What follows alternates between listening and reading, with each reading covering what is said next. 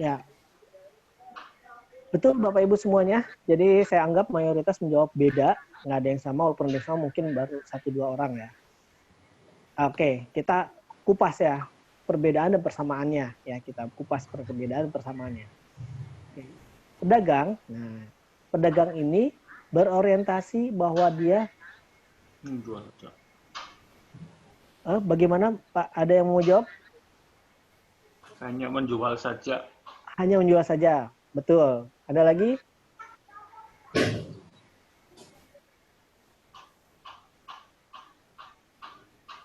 Ya, pedagang ini berorientasi hanya jangka pendek, ya. Artinya apa? Jangka pendek itu begini. Saya mau punya kebutuhan di hari ini, kebutuhan antara makan, minum, lalu kebutuhan sekolah, kebutuhan bayar listrik. Udah, saya mau jualan. Nah, itu adalah pedagang. Itu pedagang, ya. Itu adalah pedagang. Lalu pebisnis, nah nanti dulu pedagang dulu sekarang ya. Nah, terus pedagang itu bisa skala kecil, bisa skala besar. Ya. Kalau dia pedagang, pedagang pun ada yang dibilang besar. Nah, pedagang itu kalau dia tidak punya perencanaan keuangan, ya, dia tidak punya perencanaan keuangan. Di pasar itu ada pebisnis, ada juga pedagang. Jadi kategorikan pedagang itu kalau misalkan dia stoknya banyak, tapi dia nggak punya laporan keuangan dan dia nggak punya ibaratnya rekap harian atau saldo masuk berapa, saldo keluar berapa, minimal itu kan kita tahu uang masuk berapa, modal yang keluar berapa. Nah kalau pedagang tuh nggak punya yang kayak gitu, mereka hanya punya dalam pikiran dia, nggak salah sebenarnya.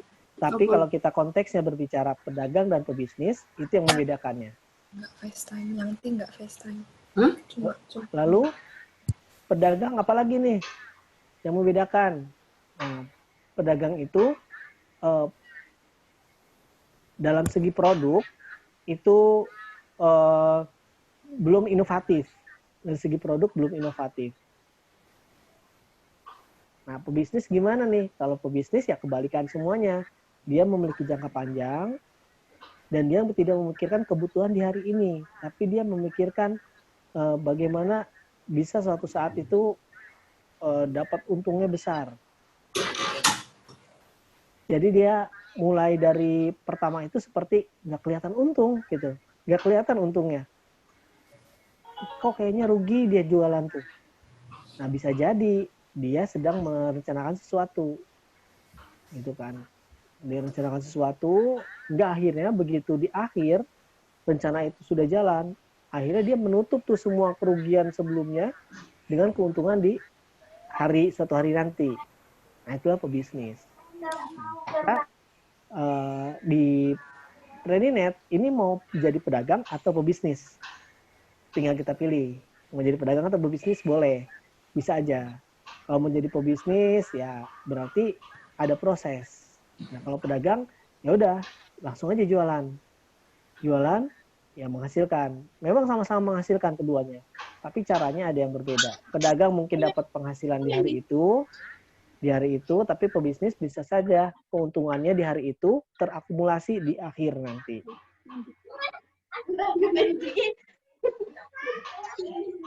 Lalu apalagi nih antara pebisnis dan pedagang? Boleh ada kalau yang mau menyampaikan pendapat atau ada yang nggak setuju pun boleh, ada yang bilang nggak setuju boleh.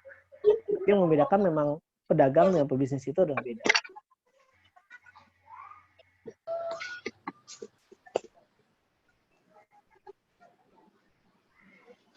Bagi Bapak Ibu sekarang, posisi Bapak Ibu sudah pebisnis atau pedagang nih?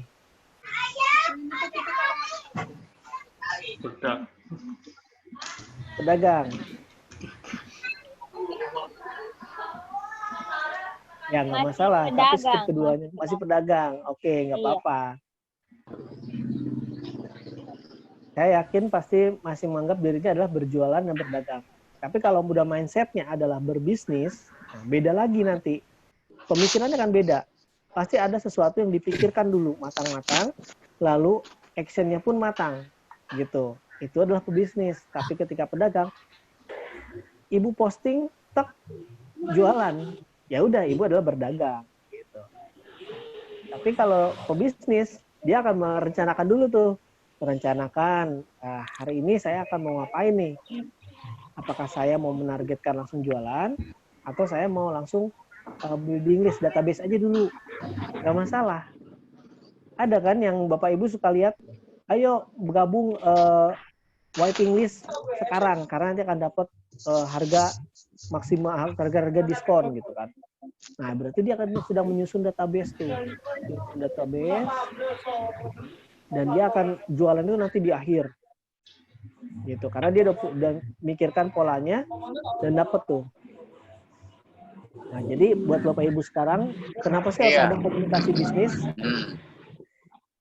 Jadi kita harus memang memikirkan jangka panjangnya. Bapak Ibu berjualan itu harus memikirkan jangka panjang. Kalau memikirkan jangka pendek adalah berdagang. Keduanya sama-sama menguntungkan. Tapi yang membedakan adalah mindset serta cara dia berdagangnya. Nah, itu yang membedakan. Sampai sini gimana Bapak Ibu sudah bisa membedakan antara pedagang dan pebisnis?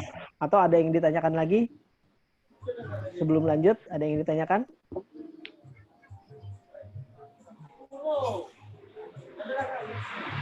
Saya pernah mendapatkan video tentang perbedaan antara pedagang dengan pebisnis. Mungkin nanti kalau masih ada filenya saya share. Videonya ini dari platform lain. Mereka menjelaskan panjang lebar sih bagaimana mindset itu dirunut tuh. Tadi penjelasan yang saya sampaikan itu di dalam bentuk video dijelaskan hingga akhirnya ketemu. Ternyata pebisnis dan pedagang paling berbeda adalah di database.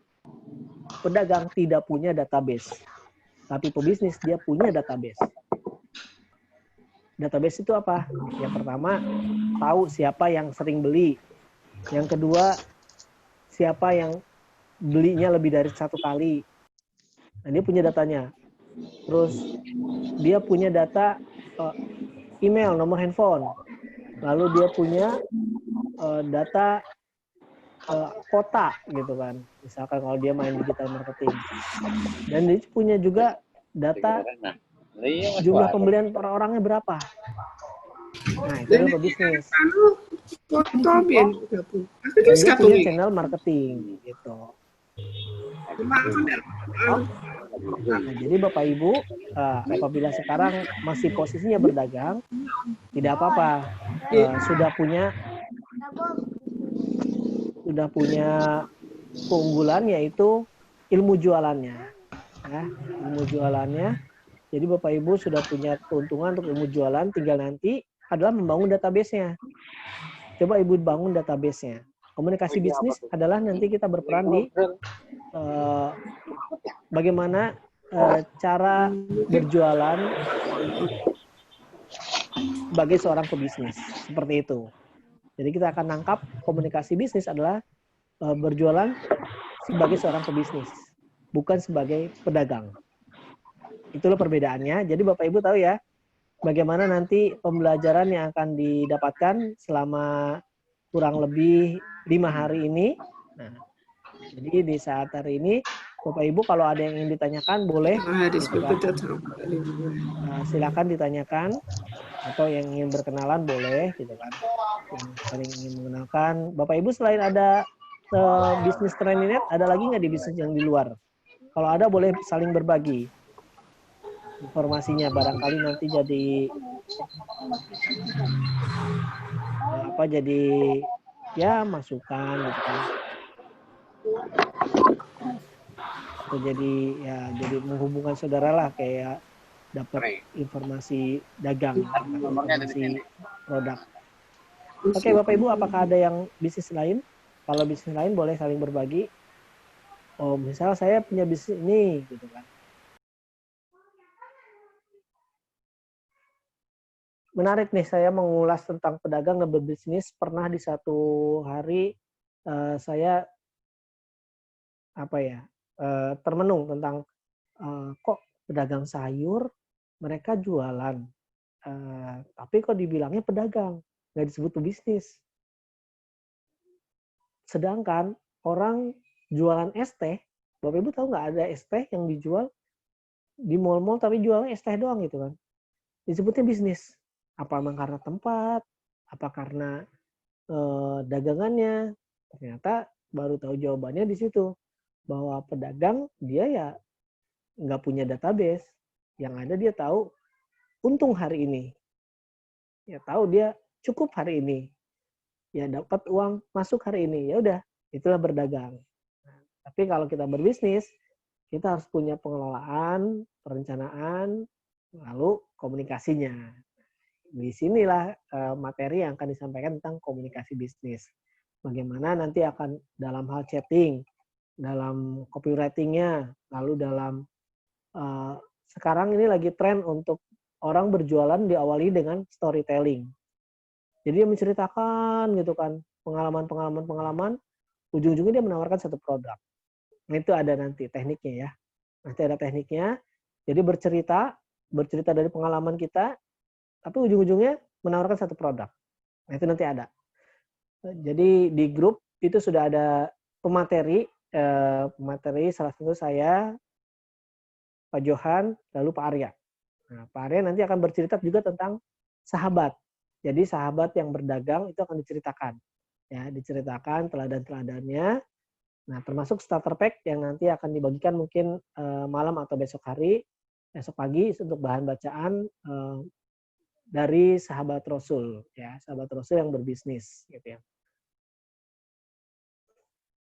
Oke, Bapak Ibu, di malam hari ini, jadi kita awali pembelajaran di hari ini, semoga membawa berkah buat kita semuanya, menjadikan jalan kita untuk naik level, yang tadinya mungkin karyawan, menjadi pedagang, yang pedagang menjadi pebisnis, yang pebisnis bisa menjadi maklar mungkin, menjadi investor. Nah, kalau udah pebisnis, dia akan berpikir menjadi investor. Ya, dia akan Amin. Nah, jadi itulah tingkatannya biasanya. Berdagang, berbisnis, investor.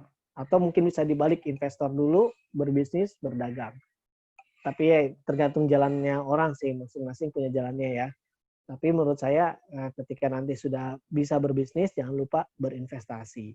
Atau berinvestasi dulu baru berbisnis, boleh. Kalau itu punya kelebihan, artinya punya uang lebih dari hasil kebutuhan sehari-hari dan tercukupi, kebutuhan bulanannya tercukupi, ya investasikanlah supaya menjadi keuntungan dan juga menjadi berkah juga uang yang kita miliki.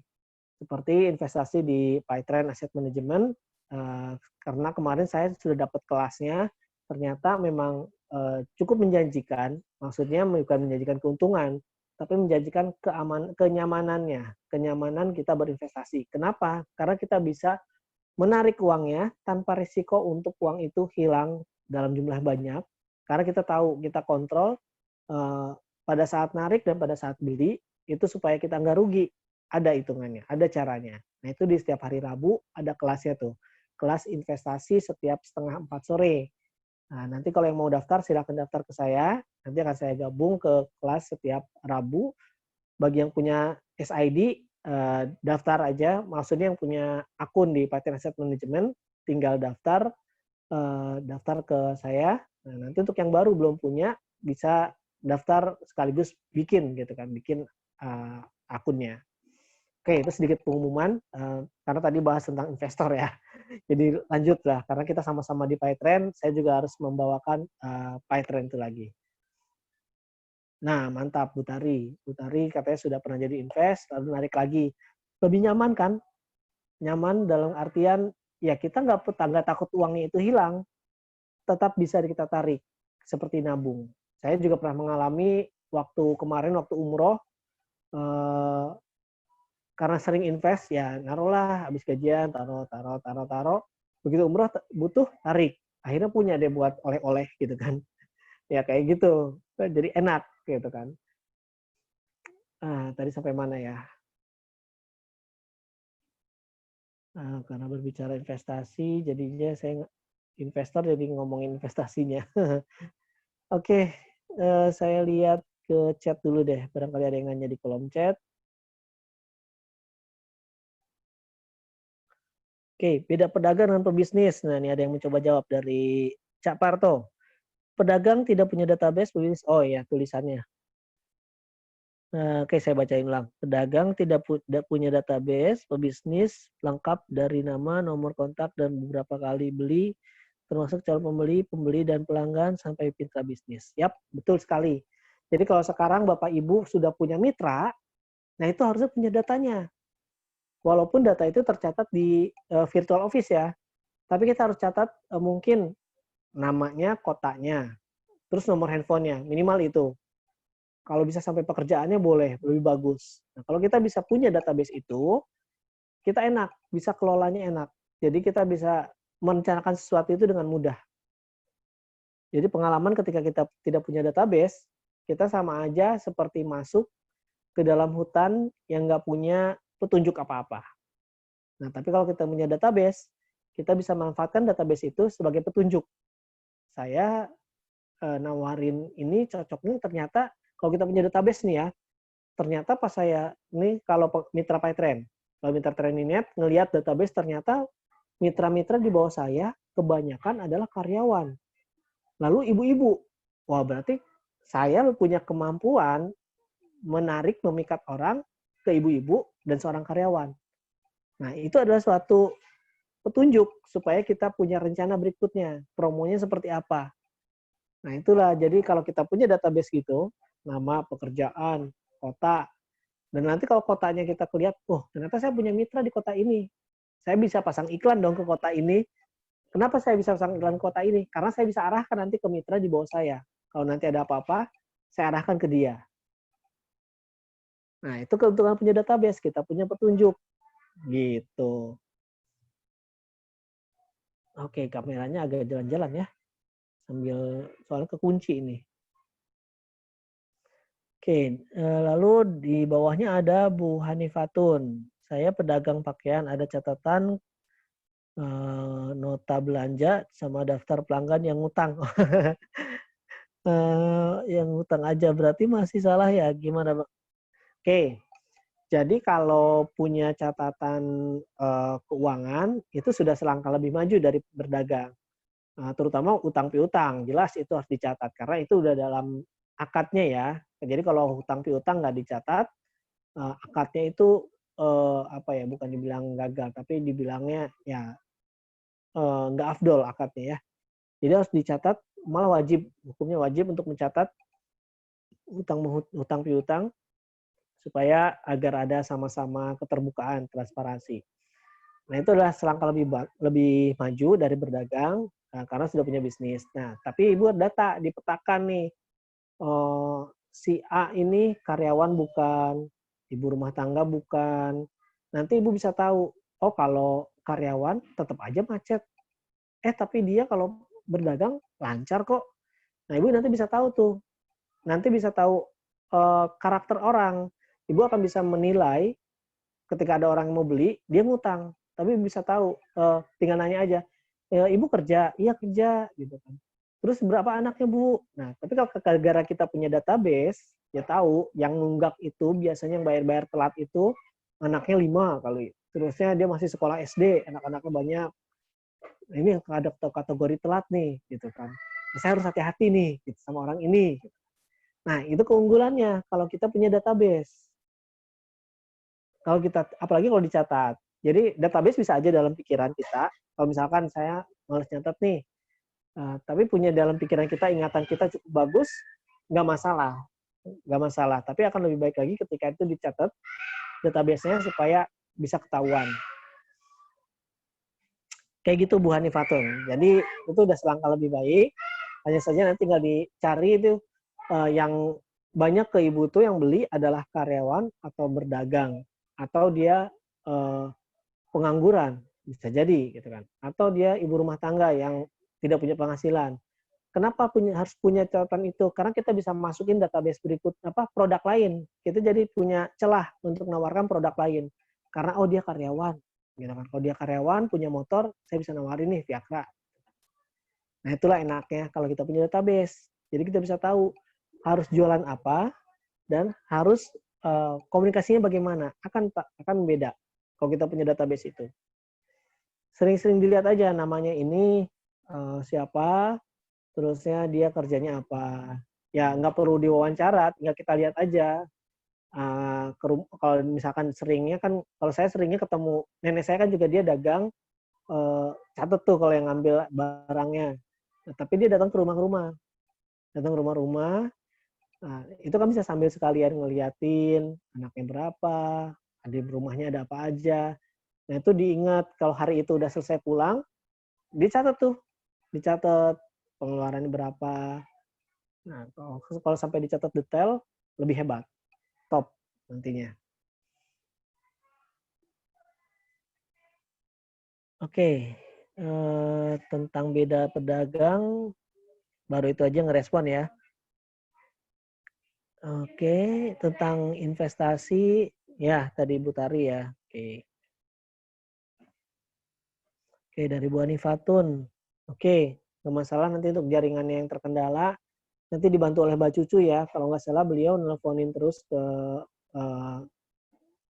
kemarin peserta kelas investor. Jadi untuk ditanya apakah sudah punya SAD nanti akan dibantu oleh Mbak Cucu. Lalu dari Pak Muhammad Nur. Bedanya bisnis all shop dengan bisnis MLM itu apa? Oke. Online shop dengan multi level marketing. Oke, yang pertama online shop itu udah dari jelasnya, online shop ini dia memanfaatkan marketplace atau dia memanfaatkan media sosial. Online shop. Lalu dia tidak terikat dengan aturan dari Kemendag. Dia hanya aturan dari mungkin distributornya atau dari suppliernya, dia hanya terikat aturan itu. Atau terikat dengan aturan resellernya. Itu online shop. Terus juga bisa dia berdiri sendiri, artinya dia punya kebijakan sendiri. Nggak terikat dengan Kemendag, tapi dia punya tuh SOP-nya sendiri. Tapi kalau direct selling atau MLM, ya namanya aja direct selling. Artinya adalah kita mencitrakan sebuah perusahaan dalam diri kita sebagai mitranya. Nah, kalau di sini posisinya adalah mitra TrainingNet, berarti kita mencitrakan kita adalah seorang mitra dari TrainingNet. Yang itu membawa profil dari TrainingNet itu sendiri sebagai MLM. MLM terikat dengan Kemendag, diatur.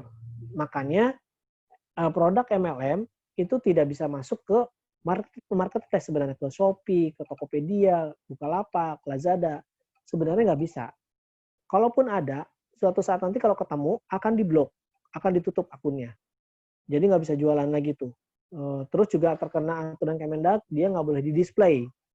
Di toko-toko itu nggak boleh di-display, ditaruh dipajang. Kenapa kok begitu? Ya karena kembali lagi aturan Kemendag. Aturan Kemendag memang membedakan. Ada aturannya. MLM itu produknya nggak boleh dipajang, dan itu hanya dipasarkan, namanya juga direct selling. Dia harus langsung ke customer-nya. Gitu. Namanya direct selling.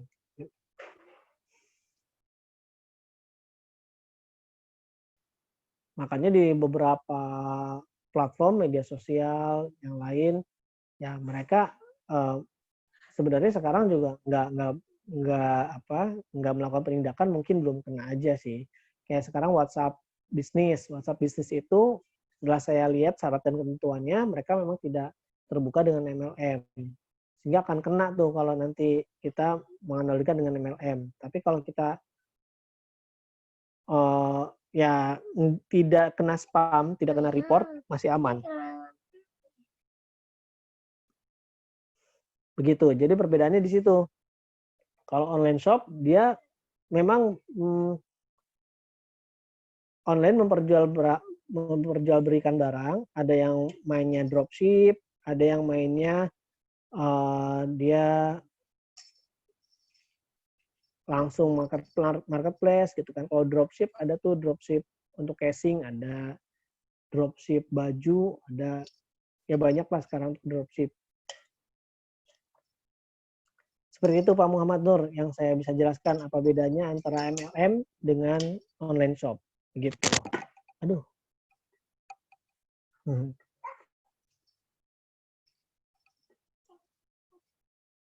Oke. Bapak Ibu, bagaimana untuk informasi di awal ini sebagai materi pembuka, ya penjelasan lah, prolog untuk apa sih bedanya ada komunikasi bisnis gitu kan. Padahal mah ya komunikasi aja gitu. Nah, di sini karena kita namanya kita berbisnis beda dengan berdagang. Kalau berdagang Bapak Ibu tanpa perencanaan, tanpa apapun ya namanya berdagang. Tapi kalau berbisnis kita ada perencanaan, ada pengelolaan, ada tujuan yang ingin dicapai. Ya sama-sama punya mimpi juga sih, berdagang punya mimpi, punya langkah. Ya, tapi karena dia tidak punya database, sehingga dikatakan mereka pedagang, bukan pebisnis. Begitu Bapak Ibu. Sebagai prolog di awal, supaya nggak pusing-pusing amat dah. Takutnya ini tambah pusing, gitu kan. Udah seharian beraktivitas.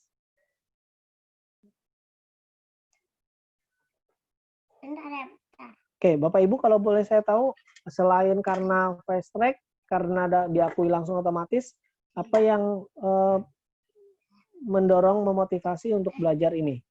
Boleh jawab di chat ya.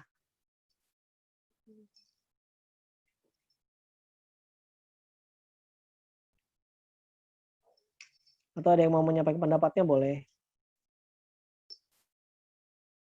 Oke, bisa belajar langsung. Beda ya sama rasanya dengan belajar lewat video ya.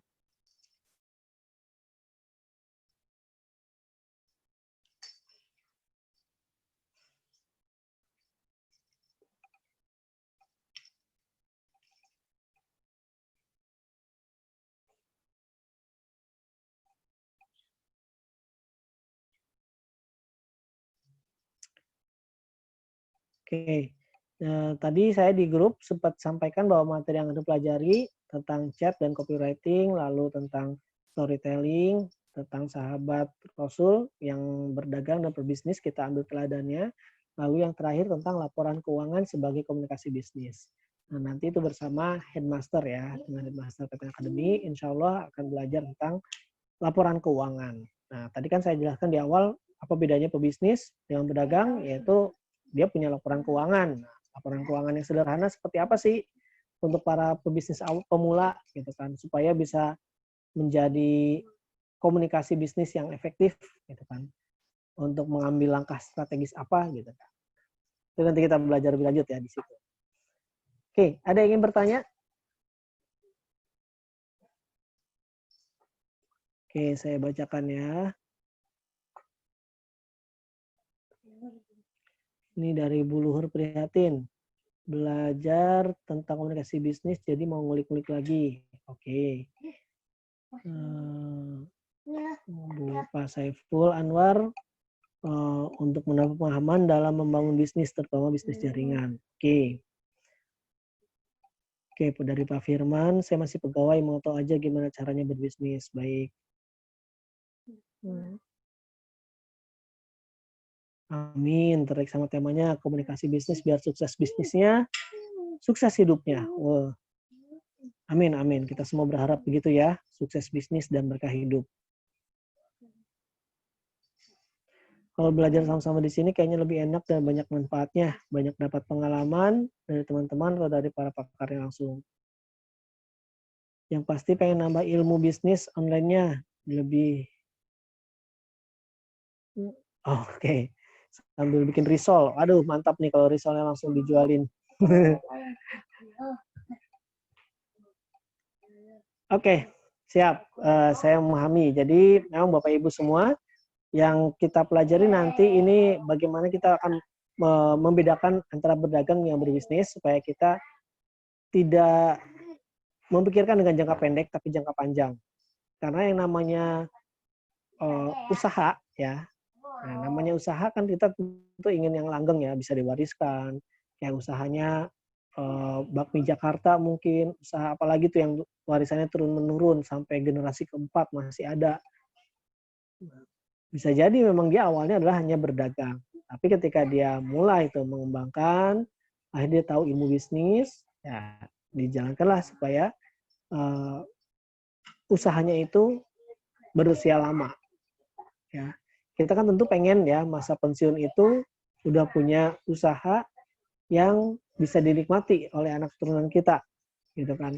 yang bisa dinikmati, yang tinggal menjalankan, sudah ada SOP, sudah ada regulasinya, sudah ada, ya intinya udah ada market tersendiri. Nah, inilah kita harus bisa-bisanya mengambil database, terusnya ada yang membedakan sebenarnya kenapa sih kok ada di pinggir saya nih tukang bakso, tapi dia kayaknya nggak punya database nggak apa, tapi dia bisa itu kan langgeng usahanya. Ya pertama bisa saja kita nggak tahu tuh dia punya setan atau enggak, tapi dia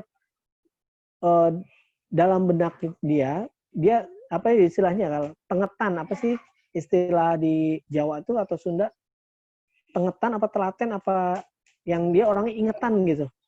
Dia orang ingetan sama hal-hal kecil tuh dia paham gitu kan.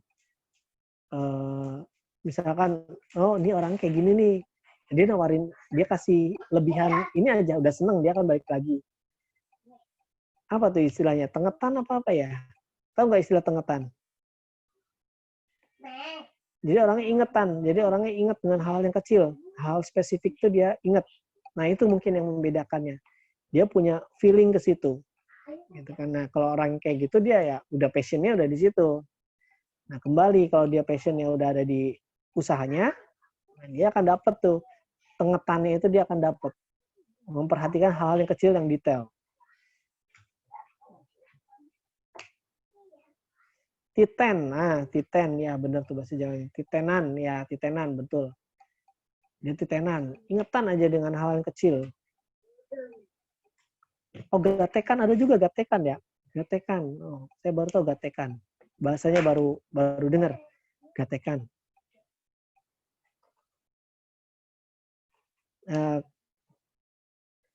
Jadi kalau kan kayak misalkan kita yang paling gampang adalah kalau lagi pacaran ya. Lagi pacaran tuh kita ingat tuh detail dengan kesukaan pacar kita apa, kesukaan cengceman kita apa yang nggak suka, apa yang dia pengen tuh kayaknya dicari tahu gitu kan. Nah kayak gitulah model bisnis itu gitu. Kita cari tahu apa yang disuka oleh pelanggan kita, kita cari tahu apa yang disuka oleh market kita. Nah, sehingga bisnisnya, usahanya langgeng. Itu kalau orangnya titenan, nah mungkin bisa jadi ketika orang titenan itu terjun ke dunia bisnis, dia bisa aja tuh usahanya akan langgeng kalau dia paham ilmu bisnisnya ya gitu. Wah ini bahasanya banyak banget nih, coba saya menarik, saya buka grup chat dulu. Ada bahasa apa aja nih? Titen, gatekan, jelinger. Jelinger, ini saya baru dengar banget, jelinger. Ternyata beragam ya. Saya tahunya cuma titen. Titenan, titen.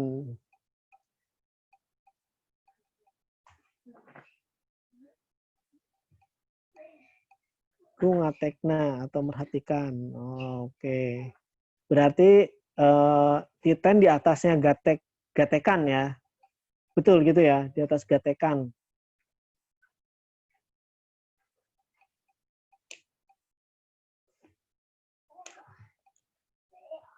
Oh, ternyata luas ya, saya mainnya kurang jauh nih berarti. Oke, Bapak Ibu, semakin banyak tema yang bisa kita diskusikan sebenarnya. Dan nanti kalau yang ikut kelas saya dulu waktu di copywriting atau di yang ya kelas copywriting, itu sudah belajar tentang bagaimana pola chatting, bagaimana untuk copywriting. Nah, nanti kita akan mengenal bagaimana menghadapi orang per orang. Misalkan saya ketemu orang pendiam, saya ketemu orang yang periang. Nanti kita mengenal 4 karakter orang. Sebenarnya karakter orang itu hanya ada 4 di dunia ini, hanya 4 loh. Tapi berkembang dengan polanya. Jadi ada yang pola A dengan B itu bercampur, ada yang pola A aja, ada yang dia punya karakternya C aja, ada yang dia punya karakter C dan D gitu. Nah, itu nanti kita mengenal tuh ya, supaya bisa punya rencana untuk menghadapi orang yang pendiam gimana sih harusnya. Nah, itu nanti kita akan belajar ya. Belajar lebih lanjut, pastinya akan juga memperdalam, kalau yang sudah kelas copywriting dengan saya akan memperdalam lagi. Karena kalau dengan diulang secara pengulangan gitu kan belajarnya akan memperdalam, akan mendapatkan pemahaman baru. Oke, jadi untuk pembukaan di malam hari ini ya dengan mengucap kita Al-Fatihah. Ya, mudah-mudahan apa yang kita pelajari selama 5 hari ke depan ya bermanfaat dan bisa menjadi batu loncatan untuk kita sukses, untuk meraih kesuksesan. Ya, kita baca Al-Fatihah di awal. Semoga tadi mimpi-mimpi yang kita ingin raih, kita ingin wujudkan itu tercapai. Ya, kita baca Al-Fatihah di awal untuk mengawali coaching camp, bukan coaching camp, fast track kita di Bintang Kemerdekaan. Al-Fatihah. A'udzubillahi minasyaitonirrajim. Bismillahirrahmanirrahim. Alhamdulillahirabbil alamin. Ar-Rahmanir-Rahim. Maliki yaumiddin. Iyyaka na'budu wa iyyaka nasta'in. Ihdinas siratal mustaqim. Siratal ladzina an'amta 'alaihim ghairil maghdubi 'alaihim waladdallin. Amin. Oke. Ya, kita sudah mengawali dengan Al-Fatihah. Ya, nanti mudah-mudahan ilmu yang kita dapatkan akan bermanfaat ya.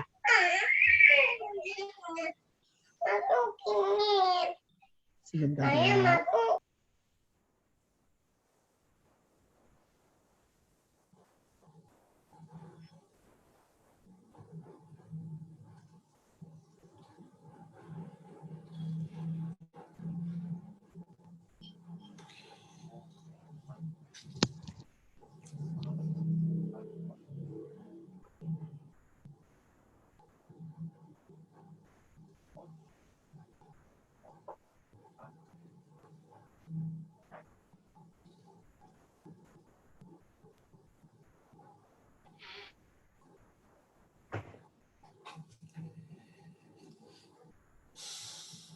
Ya, baik Bapak Ibu, dengan kita membaca Al-Fatihah ini, ya secara resmi untuk fast track Bintang Kemerdekaan sudah kita buka dan kita akan belajar besok day per day-nya bersama saya dan juga pemateri lainnya yang akan dimulai itu jadwal Zoom-nya setiap 7:30 ya seperti tadi. Lalu di pagi hari, siang hari kita akan belajar juga itu melalui video YouTube ataupun melalui video-video yang di-share atau artikel yang di-share sebagai bekal untuk nanti pada saat coaching secara langsung melalui Zoom ini sudah ada bekal bagi Bapak Ibu apa yang akan dipelajari nanti. Oke, dan malam ini nanti selepas ini akan saya share starter pack sebagai bahan bacaan bagaimana teladan Rasul atau teladan dari sahabat Rasul tentang bisnisnya atau cara berdagangnya ya. Mudah-mudahan bisa menginspirasi. Dan sebelum kelas Zoom ini saya tutup, ada yang ingin ditanyakan atau yang ingin berbagi pendapat atau tanggapannya boleh silakan. Saya persilakan ya, silakan.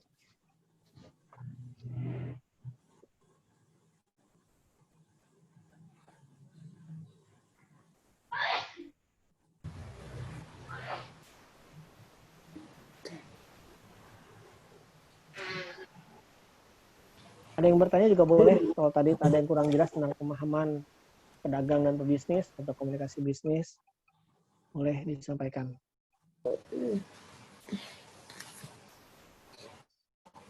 Enggak sih urung setelah apalan bacaan Quran lah.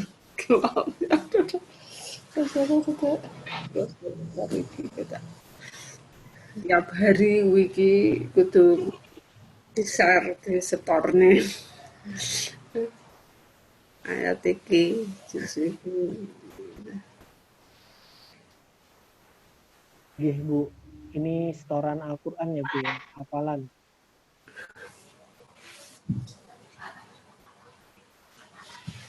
Oke, Bapak Ibu semuanya, mungkin kalau tidak ada yang bertanya atau yang tidak ingin memberikan tanggapan, saya akan menutup kelas Zoom di malam hari ini. Ya, semoga materi prolog ini bermanfaat bagi Bapak Ibu untuk membedakan mindset antara kita berdagang dengan berbisnis, supaya usaha kita menjadi langgeng ke depannya dan bisa diwariskan. Karena kita pun usaha itu tidak hanya ingin sukses di tahun ini aja gitu. Kita juga pengen sukses. Nah, makanya kita ajak untuk berbisnis dengan baik dan benar, bertahap mulai dengan cara-cara yang baik dan benar. Mudah-mudahan bisa melengkapi puzzle ilmu ya, puzzle kebutuhan Bapak Ibu semuanya untuk mewujudkan impian Bapak Ibu semuanya. Terlebih pada saat belajar ya, pada saat belajar kita waktu mustajab ya untuk berdoa. Mudah-mudahan jadi saya mengajak Bapak Ibu untuk tetap selalu berdoa pada saat kelas Zoom gitu kan, berdoa, saling mendoakan. Dan saya kebanyakan mungkin isinya semoga ya, karena itu kita ingin dalam pembelajaran ini ya diselingi dengan doa, ya diiringi selalu dengan berdoa. Ya, seperti Bapak Ibu semoga semuanya sehat, bisa mengikuti kegiatan ini dengan lancar, tidak kekurangan satu apapun. Lalu yang sering pakai kuota mungkin diberikan kecukupan untuk mengisi kuotanya. Lalu ya apapun lah yang nanti menghambat pembelajaran itu Allah diberikan kelancaran, diberikan solusinya. Baik, Bapak Ibu, terima kasih kebersamaannya dan mohon maaf tadi di awal saya terlambat. Semoga bisa malam hari ini semoga bisa mengambil ilmunya. Apabila ada kebenaran itu datangnya dari Allah, dan kalau ada kesalahan itu datangnya dari saya. Ya, saya segenap kru yang sedang bertugas di malam hari ini mengucapkan mohon maaf apabila ada kekurangan. Sampai ketemu di kelas Zoom berikutnya ya besok jam 7:30 malam. Nanti di grup akan saya share starter pack tentang teladan dari sahabat Rasul. Baik, Bapak Ibu, saya pamit undur diri. Ya, terima kasih kebersamaannya. Assalamualaikum warahmatullahi wabarakatuh. Waalaikumsalam warahmatullahi wabarakatuh. Waalaikumsalam warahmatullahi wabarakatuh.